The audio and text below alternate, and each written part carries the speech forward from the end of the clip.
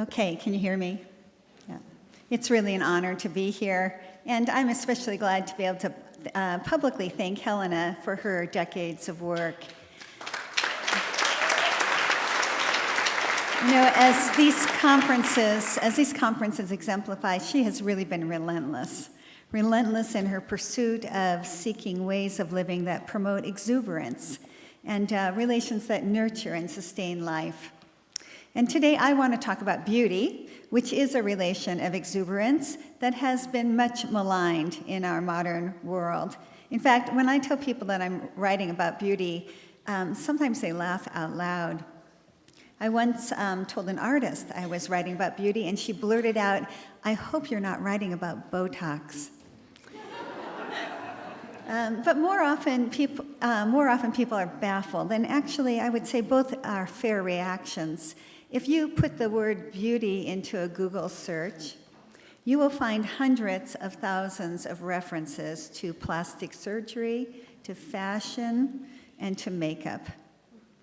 In our contemporary usage, an esthetician is a person who's trained in the arts of manicure, facials, and eyebrow shaping.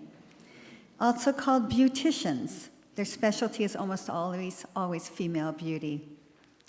So we live at a time in our culture when beauty has become a trivial value. We speak of beauty as something that is merely, only in the eye of the beholder. And when we say that, we make beauty a value that is relative, subjective, and a mere opinion that cannot be argued. We also say then that beauty is skin deep, that it's superficial and trivial, and so not worth arguing about. And then we pile up other accusations. We say it's dangerous to girls and women. It's sexist, it's racist, it's elitist, it's hedonistic, and there's good evidence for all of these things. We deride beauty as a tool for selling anything and everything. And finally, many of us, I think, in this room, condemn beauty as a distraction from the great unraveling of civilization that's underway. So I know that in asking you to take beauty seriously today is asking you to suspend a deep cultural convention. But here's the thing. If we're going to shift the current economic paradigm, we must take beauty seriously and return it to a place of importance in the world and in our love for the world. Beauty is so clearly a part of our experience of being alive and encountering the livingness of other beings that it really is astounding that we've been talked out of talking about beauty. Beauty is one of the plain facts of our experience. It's a deep part of our evolutionary memory. And it's kept alive in our daily consort with the world. We associate beauty with life-affirming conditions. What we have come to identify as beautiful are the millions of life patterns that enable and express life. Beauty is not a mere sentimental human opinion. It is not owned by the world of art, and it's not owned by the world of fashion.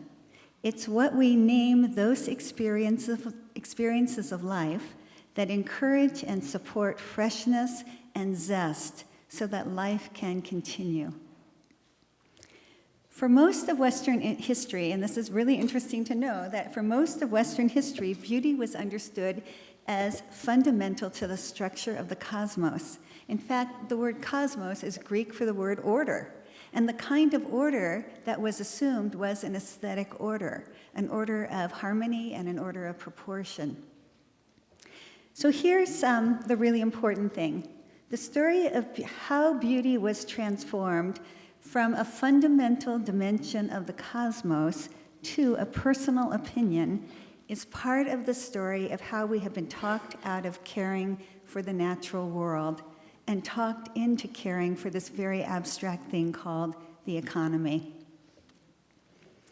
The same history that turned the natural world into a commodity for our use turned beauty into the stock in trade of cosmologists who now put your face in order. Convinced of the deadness of nature, and then the triviality of beauty, we moderns have colluded in stripping the natural world of all value except its value as a resource for human purposes. And we have accepted as some kind of non-negotiable law that our cities and homes should be built cheaply and crudely, degrading our immediate experience of the world and ourselves becoming deadened by it. So the loss of beauty and the loss of ecological integrity are intertwined. A world in decline is a world that has become less beautiful. The great conservationist, probably a good conversationalist too, Aldo Leopold called beauty the key log in unjamming the whole mess made by economics and scientific materialism. Beauty, he maintained, is fundamental to an ecological worldview.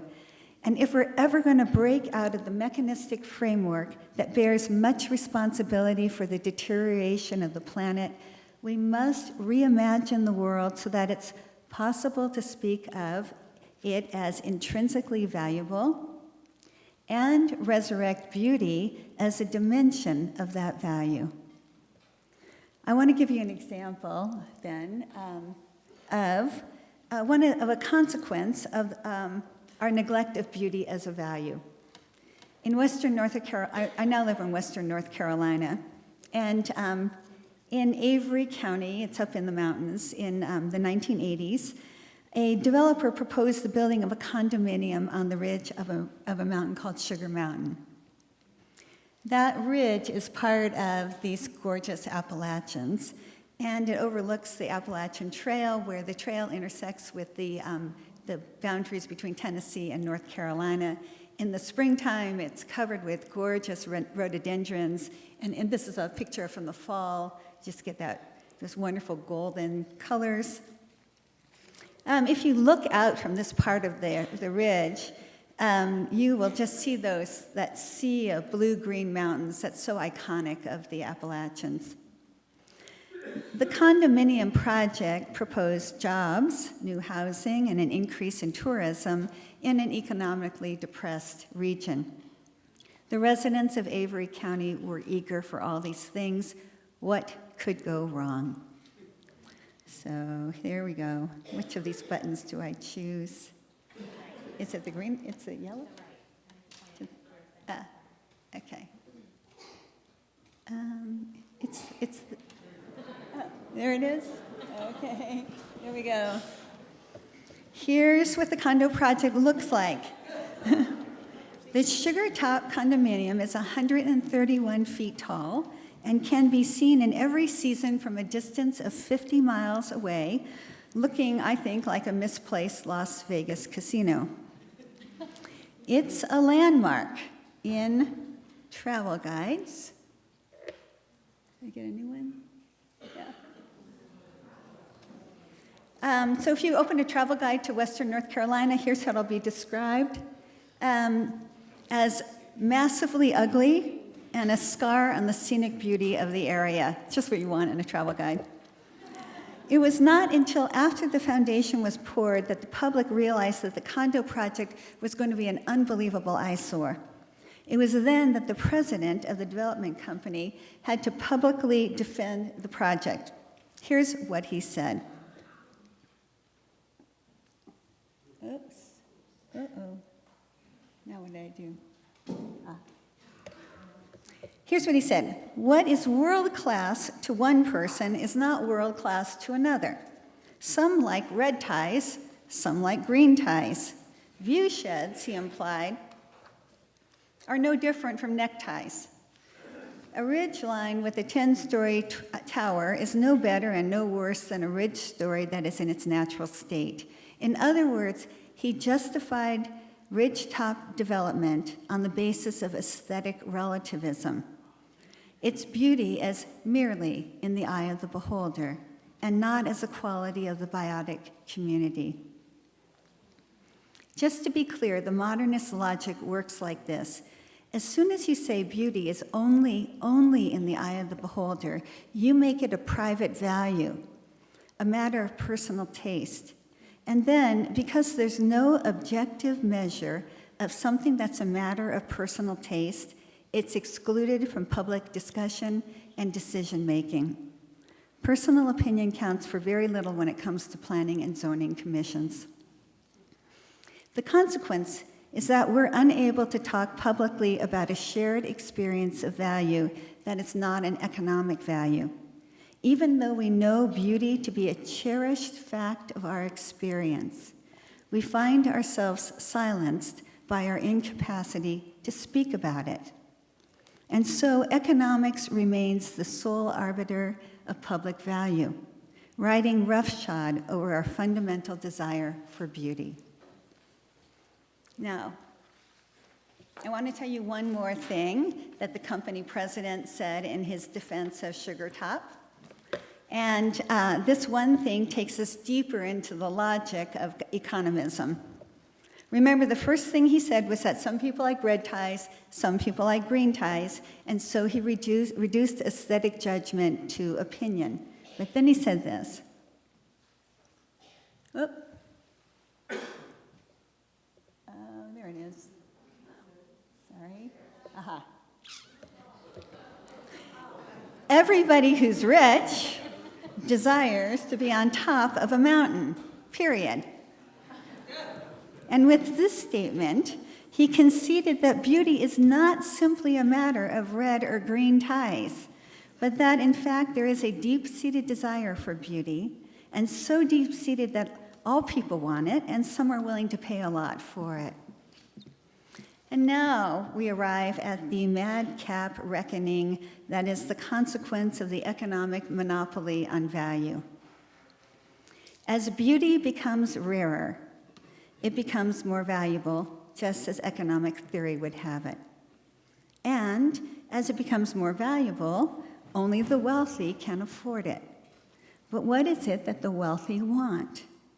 They want the very thing that was made rare after it was devalued in the first place as nothing more than personal opinion. The first step in untwisting this mess is to admit that beauty is a plain fact of our experience of the world. It is not simply a private, subjective judgment. It is an experience that we share. It should not be a luxury the 99% can't afford. The second step is to refuse the modern world's devaluing of beauty, except as a strategy for selling more and more stuff by making more and more people feel unbeautiful. Beauty's real vitality rests on the reanimation and the revaluing of the natural world. Oh, I know I'm going to end with that, but let me give you the ocean first. There.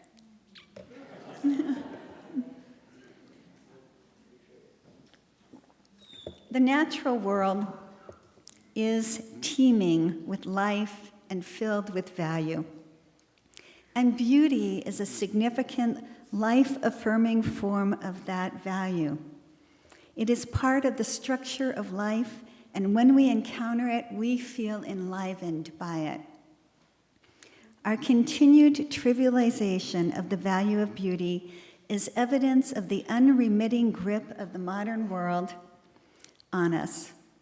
Philosophical and economic materialism required the marginalizing of beauty.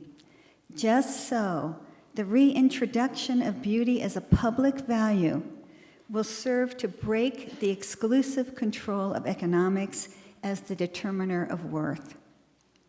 We need a reintroduction of non-economic value into the world, both ethics and aesthetics.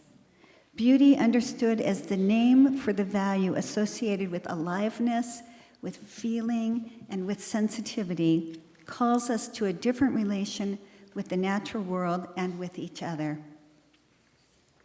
And in closing, So long as we assume that moral and aesthetic values are merely subjective, so long as we seek to make sense out of the world in purely economic terms, we will end up making decisions that undermine human society and undermine the wider ecology. We cannot change this culture. We cannot protect wilderness, shape a world in which we wish to live, unless we are willing to speak out for the importance of non-economic value, including beauty. Thank you.